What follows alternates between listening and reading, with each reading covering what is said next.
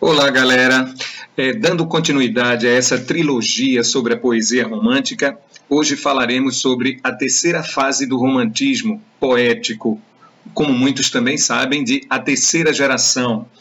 Essa terceira geração é também chamada de hugoanista, pela influência deixada pelo grande escritor do século XIX, o escritor francês Victor Hugo, né? E também é chamada de condoreira, uma relação a um pássaro de rapina que habita a Cordilheira dos Andes em áreas montanhosas e, portanto, vive sempre em liberdade. E aí eu citei uma palavra-chave que representa muito bem esse terceiro momento da poesia brasileira, a palavra liberdade.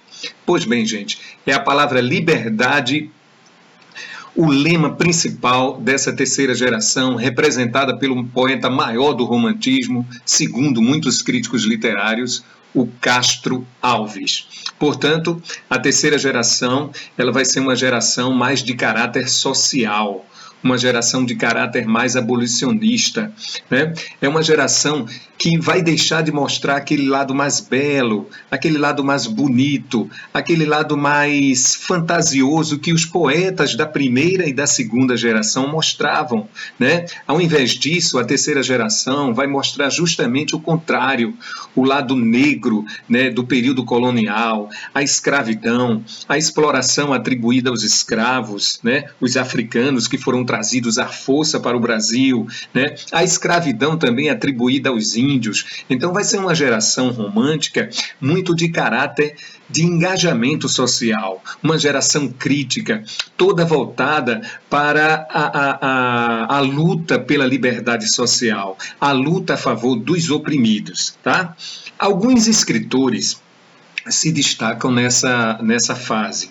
O principal deles é o Castro Alves, é o grande nome, né, famoso pelo título que recebeu, né, o poeta dos escravos, mas além de Castro Alves nós temos Araújo Porto Alegre, Joaquim de Souza Andrade, até mesmo Joaquim Nabuco, mas quando se estuda justamente essa etapa do romantismo, tudo se concentra na produção desse grande poeta baiano que teve uma vida curta, como quase todos os poetas românticos no Brasil, mas uma vida intensa. Viveu apenas 24 anos, mas foi suficiente para produzir uma obra fantástica, uma produção literária fantástica que ainda hoje interfere na produção literária de artistas modernos. Um dos escritores que mais seguiram esse padrão de poesia, de literatura engajada, de literatura social no Brasil no século XX, foi um outro baiano chamado de Jorge Amado. Mas Jorge Amado é assunto para aulas futuras. Então vamos aqui falar dessa terceira geração. Gente, a terceira geração, ela acontece mais ou menos no Brasil entre a fase da década de 60 e 70 do século XIX, lá pelos anos de 1860 a 70, né? E, portanto, foi um período historicamente conhecido no Brasil de grandes movimentos sociais, né? Já havia quase que um apelo social pelo fim da escravidão aqui no Brasil, já havia uma campanha voltada para as ideias abolicionistas, né? Jovens que estudavam na Universidade de Direito de Recife, entre eles o Castro Alves, levantaram a bandeira por essa causa, entendeu? Joaquim Nabuco também era colega de sala de aula de Castro Alves e ambos, junto com outros intelectuais, levantaram a bandeira a favor das causas abolicionistas, como também a favor das causas republicanas. Então, a terceira fase é marcada numa época histórica que o Brasil estava passando por mudanças sociais. A sociedade estava mais alerta, a sociedade estava mais voltada para mudanças, né? A monarquia parece que não cabia mais dentro da realidade brasileira.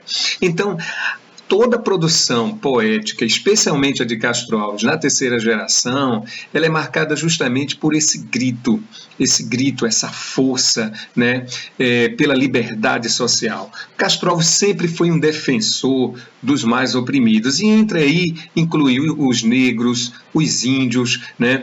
A própria mulher, Castro Alves defendeu muito a mulher, a liberdade feminina. Então, assim, é uma poesia fantástica.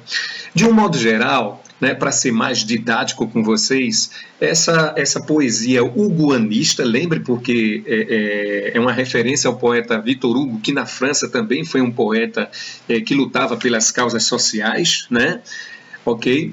Então essa poesia da terceira geração, ela pode ser estudada didaticamente, né, sobre dois aspectos: o aspecto social, né, o aspecto da realidade social do Brasil naquele tempo, que portanto aí é voltada para temas abolicionistas, é voltado para o tema da liberdade, né?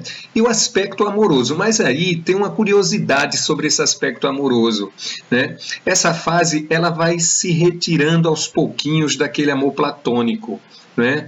Então, o amor platônico, aquela sofrência, aquele individualismo, né? Aquele desejo de morrer por causa de um amor não correspondido, muito comum na segunda geração, será totalmente abandonado na terceira fase, especialmente na poesia de Castro Alves. No lugar disso, você vai encontrar uma erotização maior do amor, né?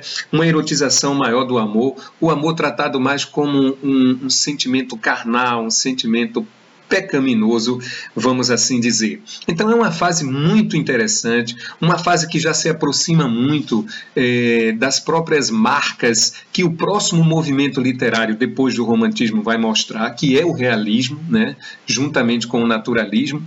Então vale a pena. Eu gostaria agora, e eu tenho o maior prazer de fazer isso, né, de apenas ler um trechozinho, vou até comentar com vocês, do poema Navio Negreiro, de Castro Alves. O poema Navio Negreiro é uma das marcas do poeta e que mostra muito toda essa trajetória, né, do negro africano sendo trazido para o Brasil nos navios imundos, nos navios sujos, nos navios completamente sem nenhuma higiene, eram trazidos para cá para trabalhar como escravos, vocês já sabem disso. Como o poema é grande, eu resolvi destacar um trechozinho dele que chama muita atenção, porque é justamente uma parte em que o poeta Castro Alves faz uma espécie de paralelo da vida do negro na África e depois no Brasil. Olha só, ele diz o seguinte: Senhor Deus dos desgraçados, dizei-me vós, Senhor Deus, ontem a Serra Leoa, como todo mundo sabe, é um país da África Ocidental, né? Ontem a Serra Leoa, olha só, ontem o passado do negro na África, a guerra, a caça ao leão, o sono dormido à toa, sob as tendas da amplidão, para mostrar como o negro lá vivia feliz, vivia na sua tranquilidade, sob as tendas da amplidão, né? Hoje agora, o presente, aqui já no Brasil, hoje, o porão negro, fundo, infecto, apertado, imundo, tendo a peste por jaguar, né? Jaguar é uma expressão que significa onça pintada. E o sono sempre cortado pelo arranco de um finado, né? E o baque de corpos no mar, já mostrando aí todos os castigos físicos que os próprios negros sofriam durante todo o processo, a trajetória de viagem nos navios negreiros, né, da África para o Brasil. Tá bom, gente?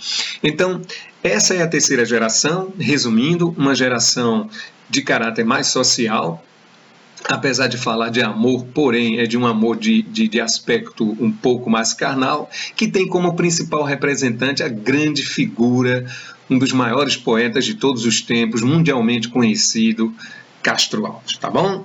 Então, se você gostou desse vídeo, eu gostaria que você desse um likezinho, tá? E não deixasse de se inscrever no meu canal Fabrício Rodrigues, tá bom, gente? E aí a gente parte para as próximas aulas. Continuando sobre o romantismo, a gente vai falar sobre a prosa romântica. Um abraço a todos.